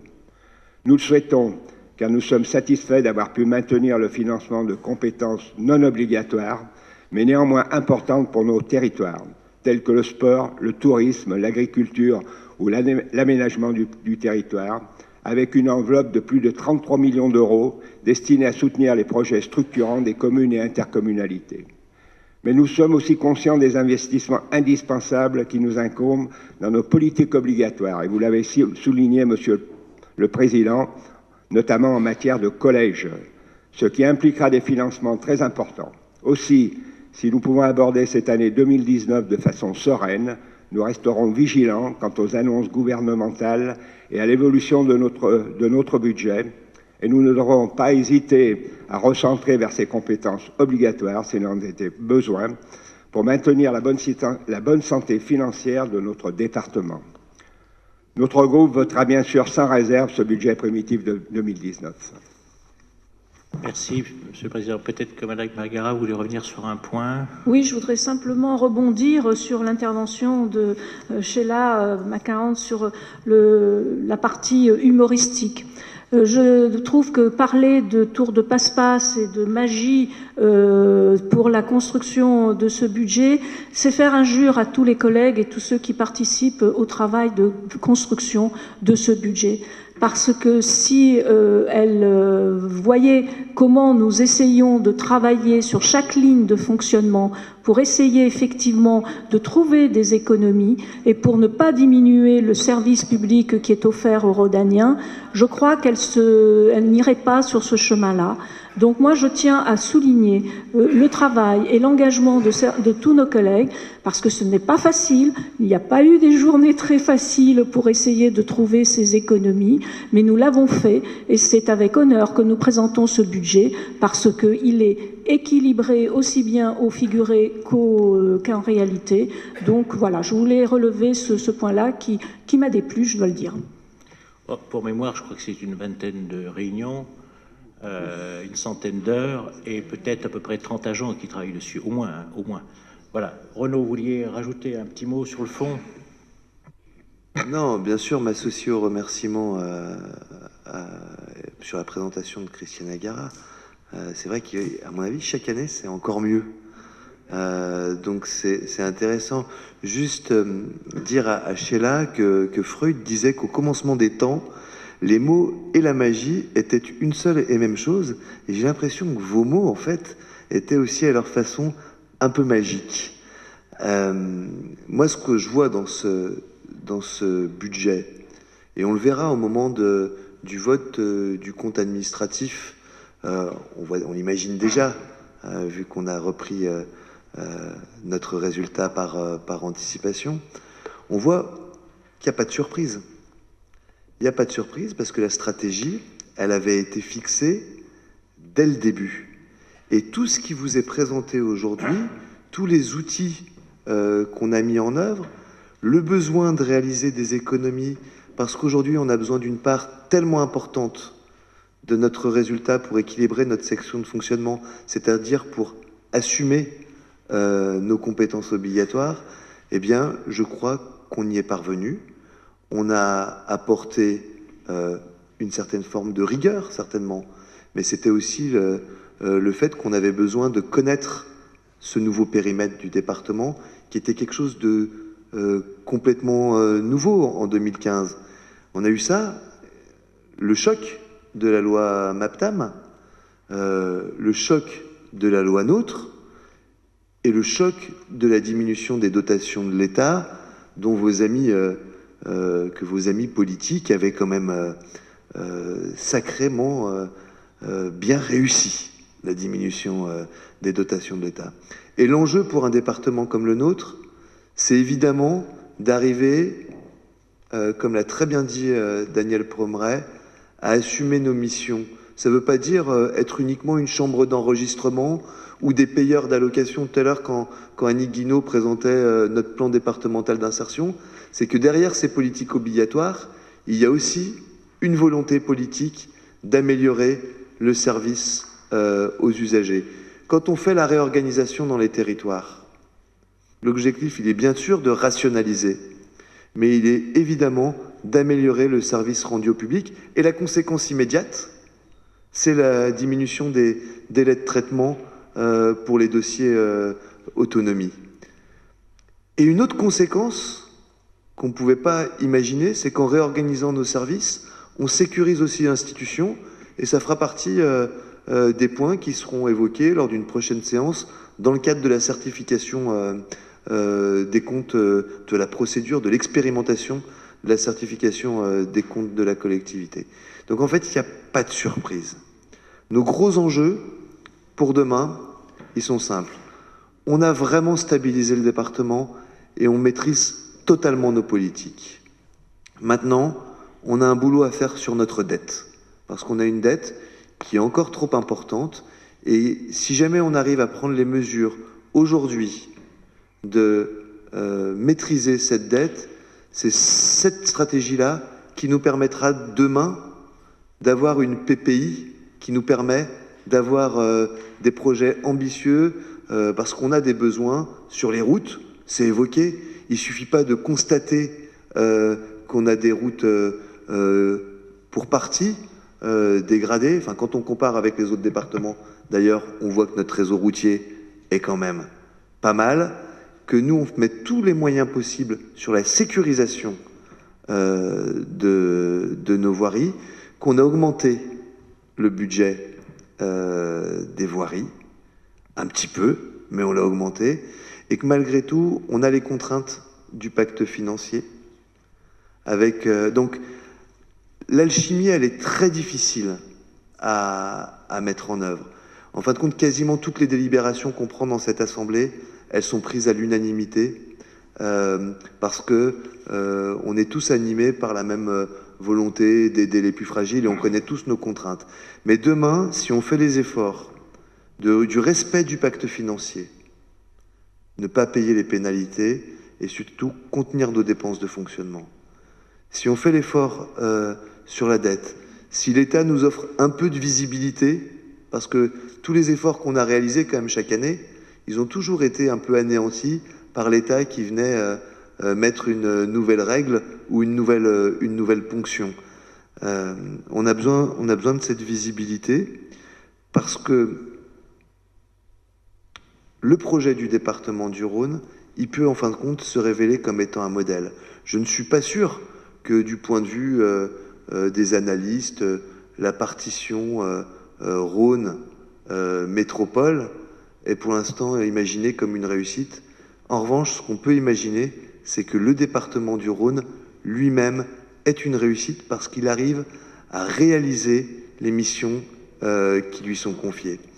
Et puis Hubert Reeves, il disait, ma chère Sheila, parce qu'il ne faut pas toujours expliquer les choses par la science.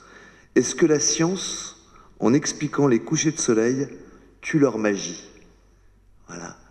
Nous, on est là pour faire que chaque matin, les Rhodaniens puissent imaginer que la journée sera ensoleillée. Merci, monsieur le premier vice-président, pour cette prose. Peut-être que, pour reprendre les propos de Christiane Agara sur les mots que vous n'avez pas aimés, mais peut-être que, je sais que la grammaire, l'orthographe française est compliquée, que peut-être que Sheila, elle les mettait avec un X à la fin, ce qui est quand même différent. Je dirais en termes de vision, entre les mots MOTS et les mots avec un X, c'est pas la même chose.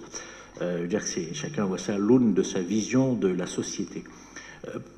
Avant de mettre aux voix et au vote, je vous rappellerai aussi, Sheila, que vous êtes, avec votre binôme, les seuls à n'avoir pas consommé votre enveloppe sur votre canton. Alors j'imagine que vous l'avez fait par générosité pour mieux donner aux autres, mais quand vous me dites qu'on pénalise les communes, les avez-vous pas, vous, pénalisé vous-même en donnant... J'essaye de terminer.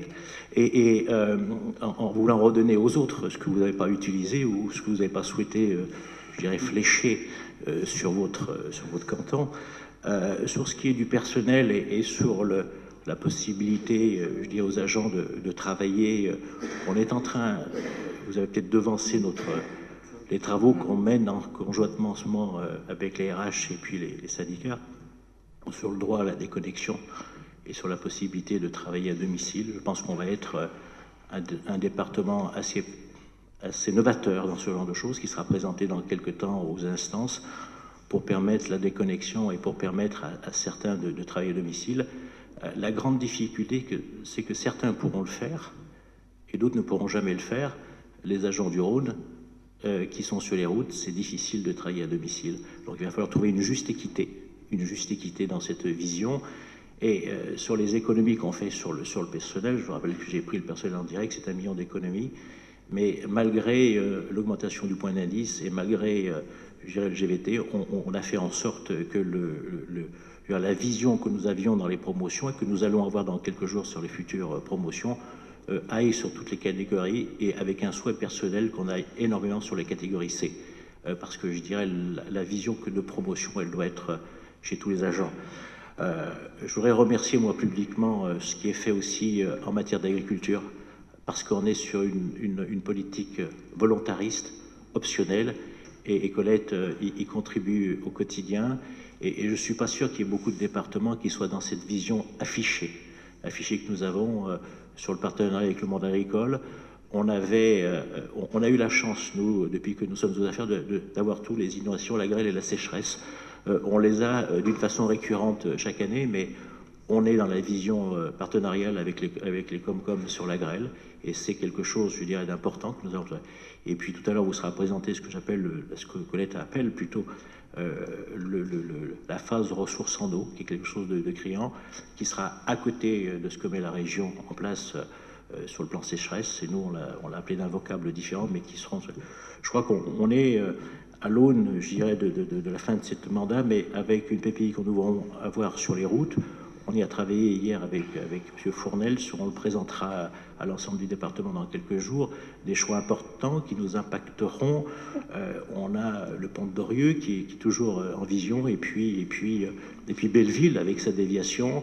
On est dans la phase, je dirais, des dernières récupération de terrain avec une petite propriété un peu taquine, et puis maintenant il va falloir qu'on s'occupe du volet environnemental avec la compensation qui est au double de ce qu'on prend, et qu'il va nous falloir peut-être même aller chercher des terres dans l'Ain, parce qu'on a l'avantage, c'est que les oiseaux ça vole, et qu'on est sur 4 hectares, et que cette vision, j'espère bien qu'on pourra acter ce choix d'investissement sur ce mandat.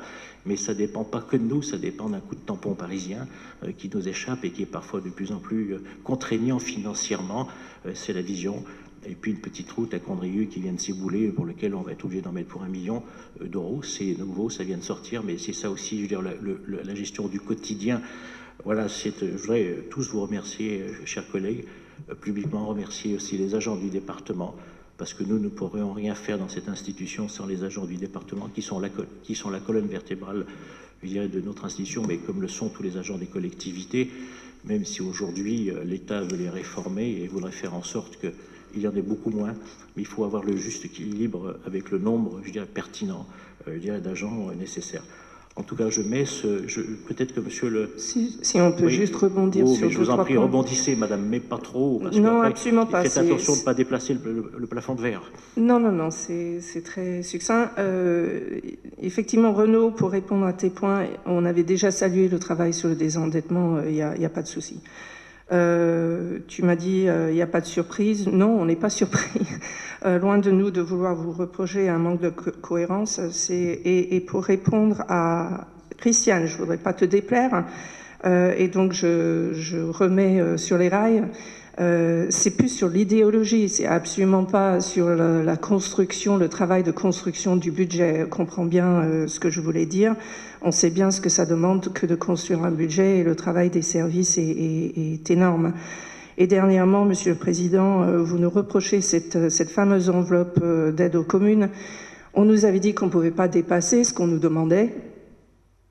Les demandes étaient en dessous du plafond, et vous le savez très bien.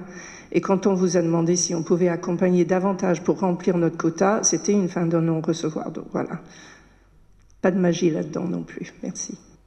En tout cas, certains maires de votre canton auraient été satisfaits d'obtenir le reliquat de ce qui restait dans l'enveloppe que vous n'avez pas attribué. Ça, c'est ce que disent les maires m'ont dit. Et vous parlez des rails, sur le bon rail, on sait très bien que pour faire avancer le train, il faut les rails de droite et les rails de gauche.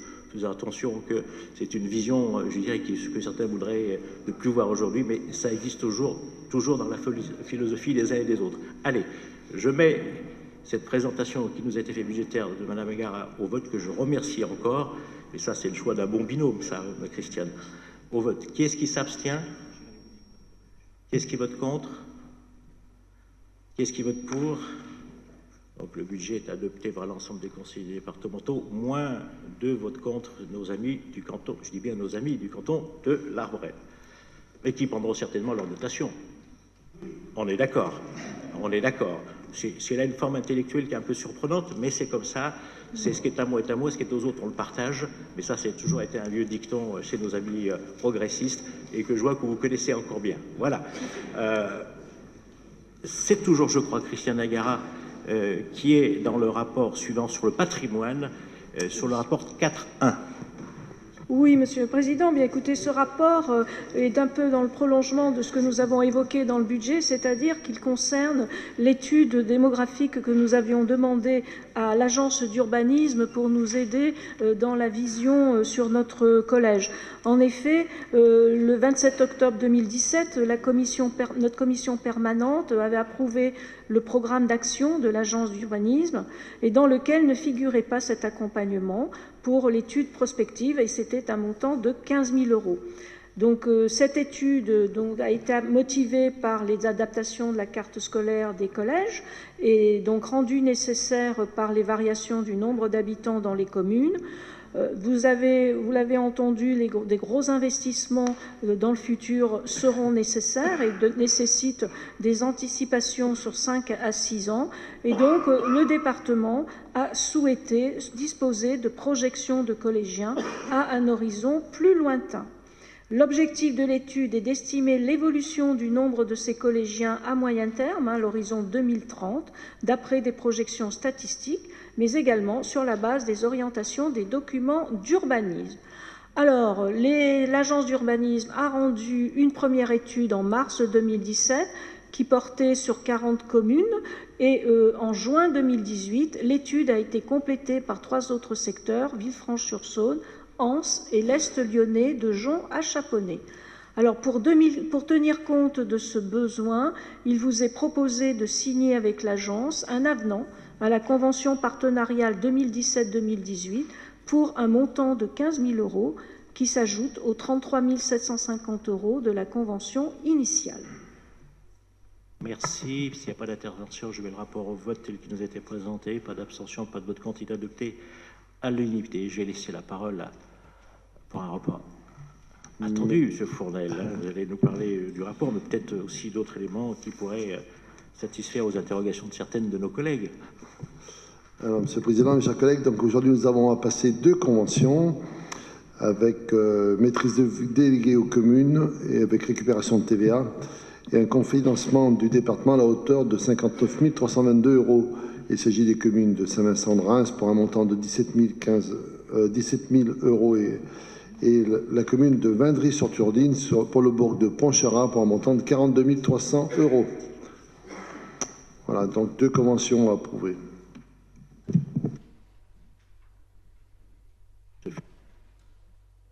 Je mets donc le rapport tel qu'il nous a été présenté par M. Fournel aux voix. Pas d'abstention, pas de vote contre. Et je vais donner, donc il est adopté à l'unanimité, je vous en remercie. Je vais donner la parole à Mme Jury qui remplace notre collègue Antoine qui est absent aujourd'hui. Il vient de perdre sa maman hier, je crois, ou avant-hier. On lui transmet, je dis au nom de la collectivité, nos pensées les plus amicales et les plus sincères. Christiane, vous avez la parole. Eh bien, Monsieur le Président, chers collègues, le rapport que je vous présente aujourd'hui, c'est pour la mise en œuvre de la politique départementale des espaces naturels sensibles du département en 2019. En application du Code de l'urbanisme, le département a la compétence pour mettre en œuvre une politique de préservation et de gestion d'espaces naturels sur son territoire sur la base de la réalisation d'un inventaire et avec les moyens qui proviennent de la part ENS de la taxe d'aménagement. L'inventaire révisé en 2013 répertorie 45 sites, dont 8 sont partagés avec la métropole. Donc, ce rapport vous présente les conventions de partenariat entre le département et l'ensemble des structures œuvrant à la connaissance, à la protection, à la gestion et à la mise en valeur de notre patrimoine naturel de notre cher Rhône. Ces partenariats permettent de mettre en œuvre des actions de gestion sur certains sites ENS du département en concertation avec de nombreux acteurs qui sont les collectivités locales, les agriculteurs, les chasseurs, les pêcheurs, les randonneurs, les naturalistes, etc., etc. Le but de cette politique est de proposer un cadre de vie de qualité aux Rhodaniens. L'incidence budgétaire de ce rapport n'est pas neutre, 343 988 € en fonctionnement et 97 936 € en investissement. Les subventions objets de ce rapport sont donc d'un montant total de 441 924 €, dont 254 575 pour les conventions avec toutes les associations partenaires, Conservatoire botanique national du Massif central, Conservatoire des espaces naturels du Rhône, CPIE des Monts du Pilat, Fédération des chasseurs, Fédération des pêcheurs, Arthropologia, France Nature Environnement, etc. Et 187 349 pour les conventions avec les collectivités locales, toutes donc les EPCI, CCPA, CCSB, CCVG, CCVL, Copamos, MAGA, Saint-Romain-en-Galles et le Parc naturel régional du Pilat. Donc voilà, le total de ce rapport, c'est 441 000 €. Merci, madame. S'il n'y a pas de questions, je mets le rapport voix tel qu'il vous a été présenté. Pas d'abstention, pas de vote contre. Il est adopté à l'unanimité. Je passe la parole à monsieur Valero qui va nous parler de logement sur le rapport 4.4. Merci, Monsieur le Président. Donc, je vais vous parler du Fonds de solidarité pour le logement 2019, le fameux FSL. Dans ce cadre-là, qui est une compétence obligatoire du département, différentes aides financières et mesures d'accompagnement sont proposées aux ménages les plus démunis. S'agissant tout d'abord des aides financières de 2019, le présent rapport présente la ventilation des crédits concernant, je ne vais pas tout vous signaler, mais l'accès au logement pour 250 000 €, l'aide aux impayés de loyer, 170 000 € et l'aide aux impayés d'énergie, d'eau et de télécommunications, représentant une dépense de 210 000 €, avec en parallèle 120 000 € de recettes attendues pour le département et 43 000 € de contributions des fournisseurs. En complément de ces aides financières, pour mener à bien la mission d'accompagnement social en faveur de l'accès et du maintien dans le logement, il est proposé de conventionner avec 9 opérateurs spécialisés listés dans le rapport pour un montant de près de 300 000 €, répartis sur les années 2018 et 2019 en fonction du réalisé de chaque opérateur. Enfin, au titre de la gestion locative adaptée, il est proposé de poursuivre en 2019 la participation du département par le financement des suppléments de dépenses de gestion d'organismes à but non lucratif qui sous-louent des logements à des ménages défavorisés ou qui en assurent la gestion immobilière. Le budget proposé pour 2019 est de 27 400 €, répartis entre les associations Éloge, Entre deux Toits, Grimm, Lema et Alinéa. Monsieur le Président. Merci. S'il n'y a pas d'intervention sur le rapport, je le mets aux voix tel qu'il a été présenté. Pas d'abstention, pas de compte. Il est adopté à l'unanimité. Je passe la parole à Colette Daffin pour nous parler d'agriculture. Je voudrais revenir d'un mot sur ce qui s'est passé cette semaine Planète Pro, pour lequel le département a été partenaire. C'est un très beau salon qui revient tous les 2 ans. Monsieur le maire de Villefranche, nous sommes permis d'aller à Villefranche pour ce bel événement qui était au-delà du département, qui était aussi conjoint avec Métropole, mais aussi avec les départements voisins comme l'Ain et l'Isère. C'était un très beau moment de ce que sont nos savoir-faire agricoles et plus particulièrement celui du Rhône. Merci encore pour l'implication que vous avez eue et vous nous présentez ce qui a été un long travail de collaboration avec l'État et la Chambre d'agriculture sur ce qu'on appelle communément les ressources en eau. Colette, vous avez la parole. Merci.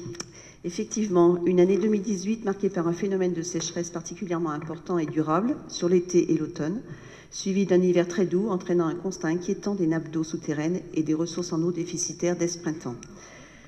Le préfet du Rhône a pris un arrêté pour la première fois aussitôt dans l'année, dès le 1er mars jusqu'à fin octobre, plaçant le département et la métropole en situation de vigilance sécheresse. Des changements s'opèrent et risquent de s'accentuer dans les années à venir. Il est nécessaire de s'adapter à ces phénomènes. Dans un souci de solidarité vis-à-vis de l'agriculture de notre département, toutes filières confondues, je vous présente et soumets à votre approbation le plan ressources en eau pour les exploitations agricoles. Une enveloppe de 800 000 € sur 3 ans, 2019-2021, permettant l'attribution d'aides aux agriculteurs dans le cadre d'investissements relatifs à l'autonomie en eau pour lutter contre les périodes de sécheresse. Le plan départemental envisage de soutenir cet accès à la ressource en eau de différentes façons et ne devront pas se substituer à un réseau de raccordement au SMAR. Ils devront être réalisés dans le respect de la réglementation en vigueur, notamment avec les arrêtés sécheresse, et également être en cohérence avec les zones sur lesquelles ils seront réalisés, notamment sur les secteurs déclarés au SAGE en déficit quantitatif, les nappes de l'Est lyonnais et du Garonne, les bassins versants du Gier et de l'Iseron. Notre plan se décline en 2 phases. Des aides pour les forages, puits et tout système de récupération des eaux de toiture destinées uniquement aux besoins professionnels pour l'abreuvement du bétail, mais aussi à l'irrigation des parcelles cultivées en arboriculture, maraîchage, céréales, fourrage et petits fruits. Les dépenses éligibles devront être comprises entre 2 500 et 15 000 € hors taxes. Le plafond d'aide 6 000 € par exploitation, un taux de 30% des dépenses et une bonification de 10% d'aide supplémentaire pour les agriculteurs qui ont été exclus du zonage ZDS. Le plan régional filière apporte pour le moment des aides aux éleveurs de la filière bovin-lait pour l'abreuvement du troupeau. Le plan départemental n'a pas vocation à se substituer à notre plan. Les éleveurs de la filière bovin-lait devront continuer à s'adresser à la région dans le cadre du plan régional. La deuxième phase, les aides pour les études de faisabilité préalables à un projet de ressources en eau individuel ou collectif, qui seront financées quel que soit le type de projet envisagé, forage ou retenue collinaire. Le coût des études et leur conditionnement à l'aboutissement des projets sont souvent un frein à leur réalisation. Volonté du département de prendre en charge fortement l'étude de faisabilité préalable à la réalisation des ouvrages et d'inclure dans l'étude la réflexion sur les besoins réels du porteur de projet. Des aides d'un taux de 60%, limitées à 15 000 € pour les projets individuels et 30 000 € pour les projets collectifs, dotés d'une 10% de bonification d'aide supplémentaire pour les agriculteurs qui ont été exclus des zonages ZDS. Bien entendu, chaque dossier devra contenir toutes les données agricoles, justificatives des besoins, état des lieux, études techniques, économiques, financières et environnementales des différents scénarios individuels et collectifs.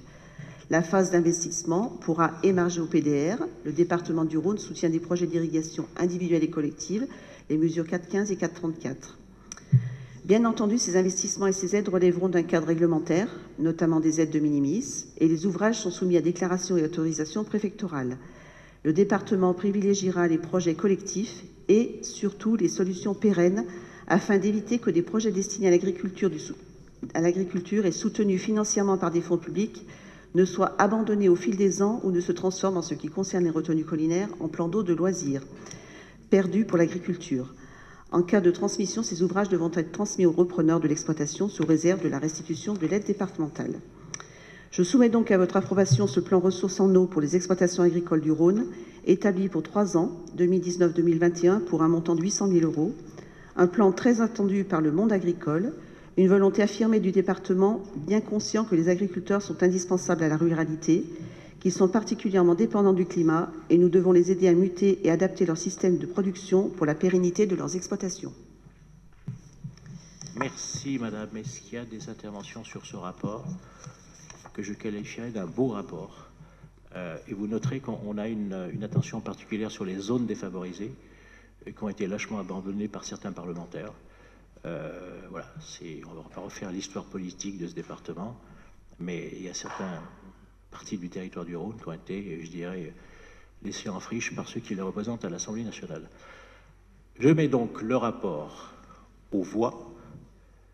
Pas d'abstention, pas de vote contre, il est adopté à l'unanimité et je vous en remercie. Et les agriculteurs du Rhône vous en remercient. Et merci Colette encore. Toujours Colette. Alors, je reviens vers vous pour les partenariats avec les organisations agricoles. Tout d'abord, pour le GDS du Rhône, avec une subvention de 300 000 €, le premier pour les risques sanitaires et de santé publique. Deuxième convention pour le service de remplacement, avec une subvention à hauteur de 47 500 €.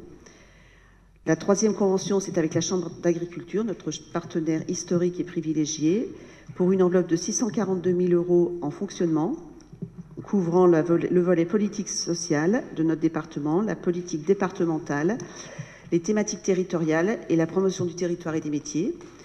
Une seconde enveloppe pour la Chambre d'agriculture à hauteur de 120 000 € en programme d'investissement pour l'accompagnement auprès des porteurs de projets en investissement dans le montage de leur dossier dans le cadre du PDR. Quatrième convention avec le laboratoire vétérinaire départemental pour 50 000 € en fonctionnement. Et puis un dernier point, une petite parenthèse dans ce rapport, c'est de revenir sur une délibération du 15 décembre 2017 pour les vergers du CRI à Chabernières. On a 10% de majoration à apporter sur l'enveloppe qui avait été donnée de 24 355 €. Cette exploitation est en effet située en zone de montagne, donc nous devons apporter un complément. C'était pour l'achat de tunnels et filets anti-drosophiles et brisants sur le fraisier. Voilà.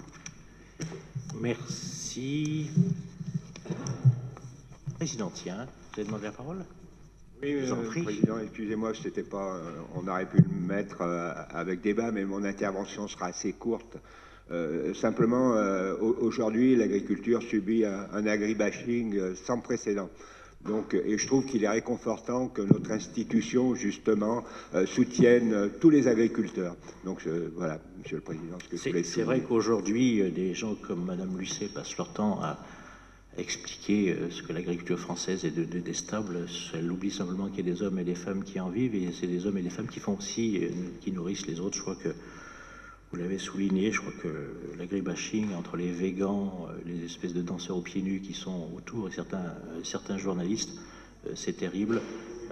Voilà, je crois que nous, le département du Rhône, avec nos partenaires que sont la Chambre consulaire, la Chambre d'agriculture, on a un vrai partenariat.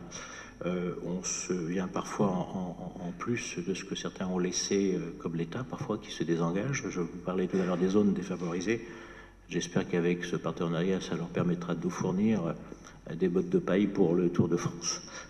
C'est un partenariat aussi qu'il nous faudra avoir. Je rappellerai à Sheila que le dernier Tour de France a quand même été gagné par un Anglais. Donc j'espère que... M. Thomas, qui est anglais en 2018. Donc j'espère que les contraintes et les bus qu'on mettra ne permettront pas à l'Angleterre de s'illustrer une nouvelle année sur le territoire du Rhône.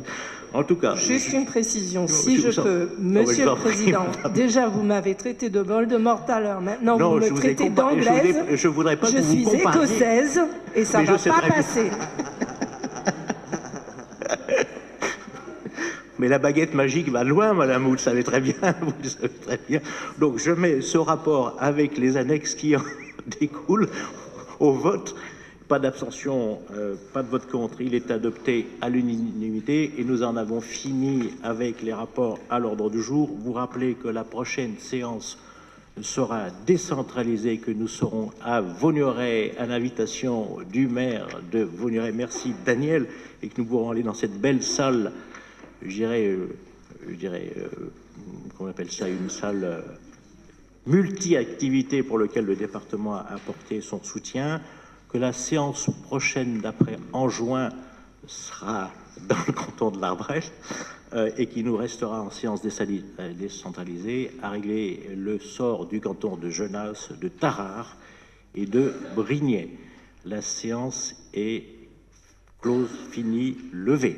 Et nous retrouvons ici, sans le public, pour la commission permanente, où nous allons commencer à dépenser ce que nous avons, je dirais, voté à l'instant. Monsieur, vous avez la parole avant... Juste avant qu'on finisse, je pensais qu'en punition, Sheila pouvait nous chanter l'hymne écossais qui est magnifique. Oui, mais on va attendre que la séance soit levée pour faire ce genre de choses. Je veux dire, et pardon, monsieur le... Il fait beau, ce serait dommage. Il fait beau aujourd'hui, c'est ce que elle m'a devancé. Vous voyez, on arrive presque à être dans une communion de pensée. Pas encore dans le vote, mais on va y arriver. Je vous accorde quelques instants pour aller vous laver les mains pour ceux qui le souhaitent. À tout de suite.